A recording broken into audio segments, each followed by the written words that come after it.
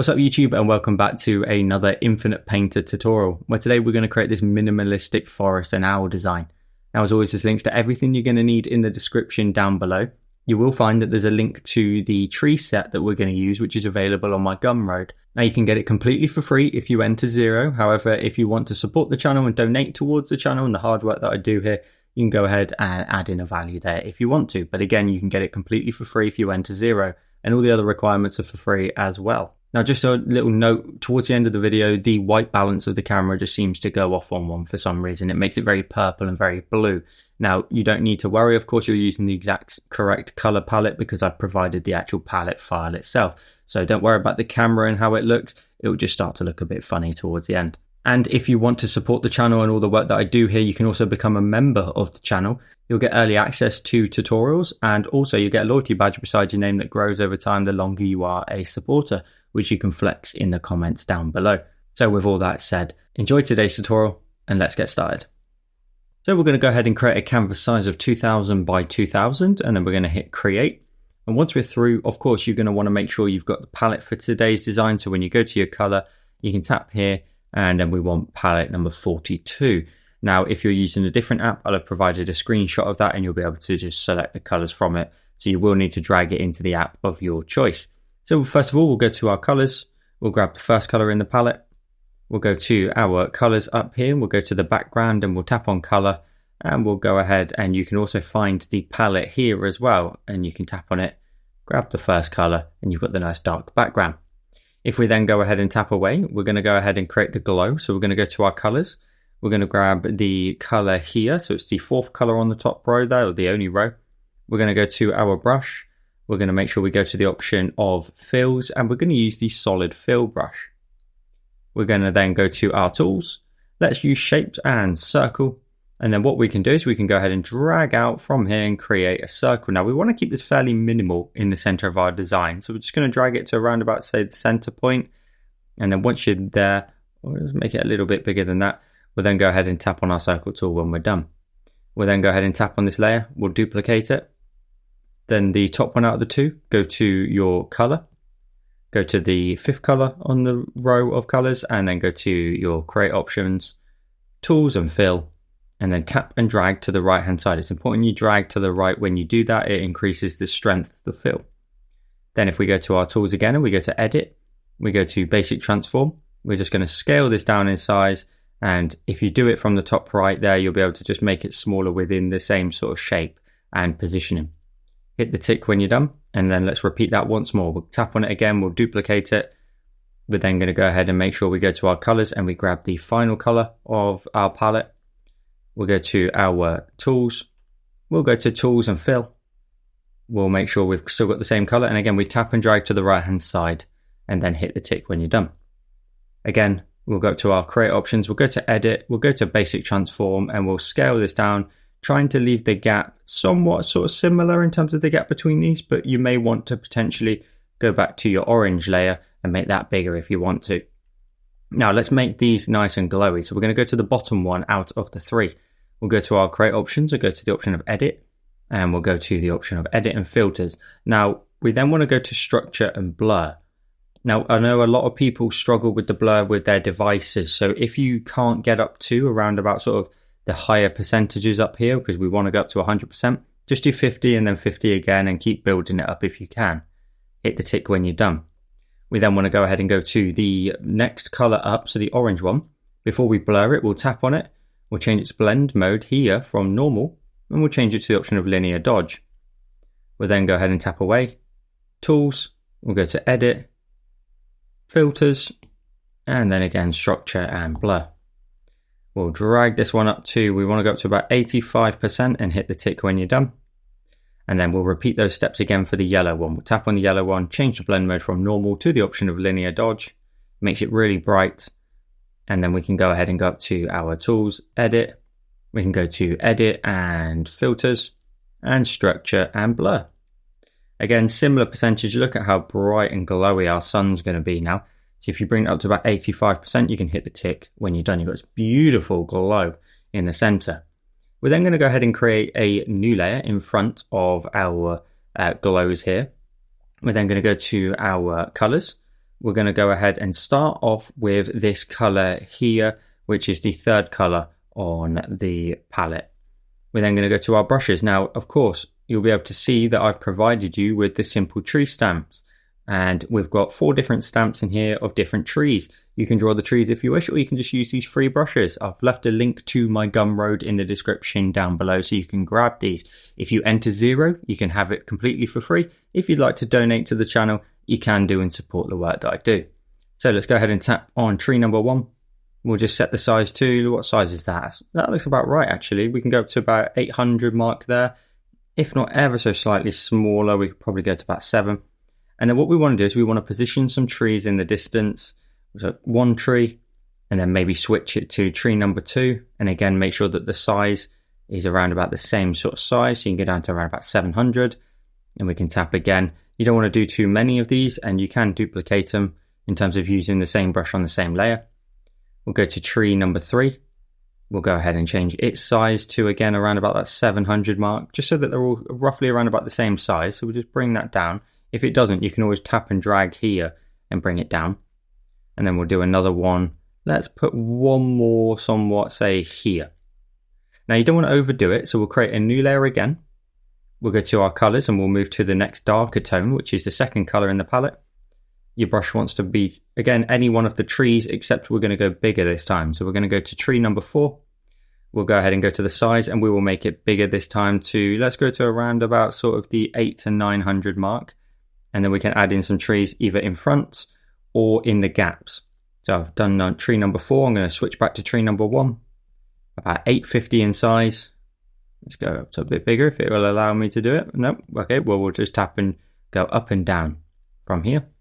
We'll add in another one over here. And the goal is to create kind of a curving shape and a frame. We'll go to our tree number 2. Again, make the size just a little bit bigger, up to around about that 850 mark. And I'm going to position 1 just in there too. Now I'm going to create my final layer of color. So we'll create another new layer. We'll go to our color and change it to the first color in the palette. And we'll go to our brush. We'll go ahead and go to tree number 3. Again, a little bit bigger this time. Let's go up to around about the 950, if not 1000 mark. And we want to, again, try and create a frame. Now we can create a tree down here.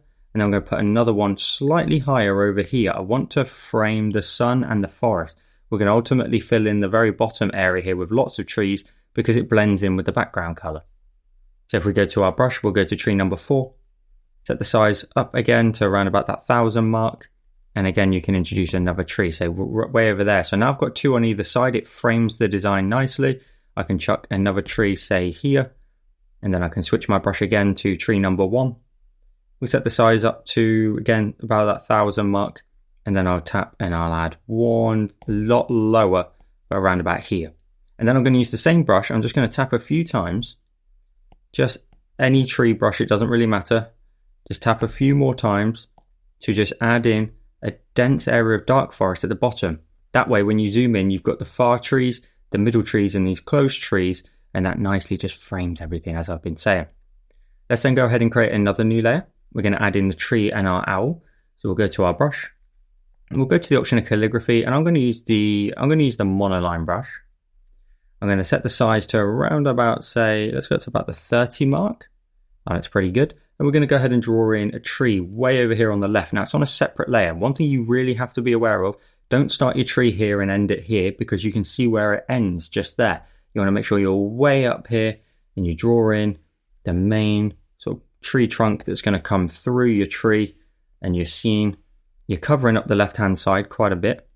Then you can set the brush size a bit smaller if you want to, say 18, and draw in a branch that, say, comes over the top up here, way off to the top again. Just making sure you fill it in. You add in some nice bumps and lumps in there to make it more realistic. Set the size even smaller, and you can add in like a small branch that makes its way up and over. The key to just making sure it goes all the way off to the very top is so that you don't see where the line ends. You don't want to see where the line ends. And then what's really important, of course, we're going to set our brush size to around about 6, and we're going to draw in the branch that our owl is going to sit on. So I want it to sort of come through from here off the main trunk, of course, and across. And then I'm going to make sure it's nice and thin. We don't want to make it very bulky at the end. And then once you're over here, you could go to your fill tool and tap and drag to the right hand side in those gaps to fill in the gaps. Otherwise you can just use your brush, of course, just to fill them in. And then I'm going to switch my brush. I'm just going to change it to the soft taper brush because it will give us a really lovely thin point on the end. So it's in calligraphy and it's the soft taper brush. The size, very small, probably around about 14 will do fine. You can press really lightly if you've got pressure sensitivity. You can just allow that end of the pen just to get really, really light with its pressure.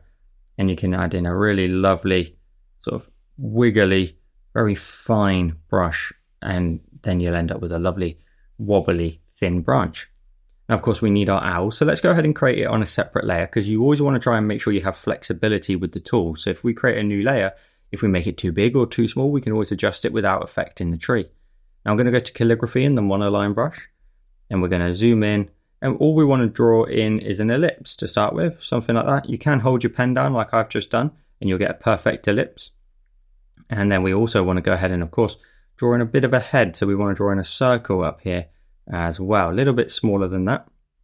And then you can go to your create options and go to fill, tap and drag to the right hand side. And when you drag to the right, you increase the threshold and then you make sure you fill it in nicely. Hit the tick when you're done. And then you can go ahead and sort of bring the neck into the body a little bit more just by widening that up. So you started off with a basic structure. You can then widen up the wing area here at the very top. So you want to kind of make it a little bit more top heavy and then a shoulder of sort like out here. That will give you a little bit more of an angle pointing over here.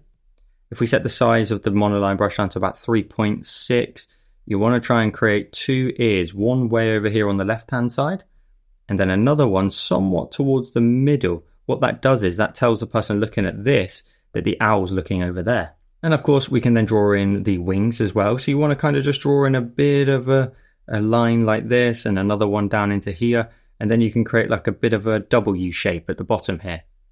And then you can always go to your create options and fill and tap and drag to the right hand side in that gap. And then hit the tick when you're done and just tidy up any little gaps that you need to. And zoom all the way out. Don't get lost in the details, of course. It's nice and small. And then what you can also do is, of course, because it's on a separate layer, you can adjust it. You can go to edit. You can go ahead and go to anything you want. You could go to warp, for example.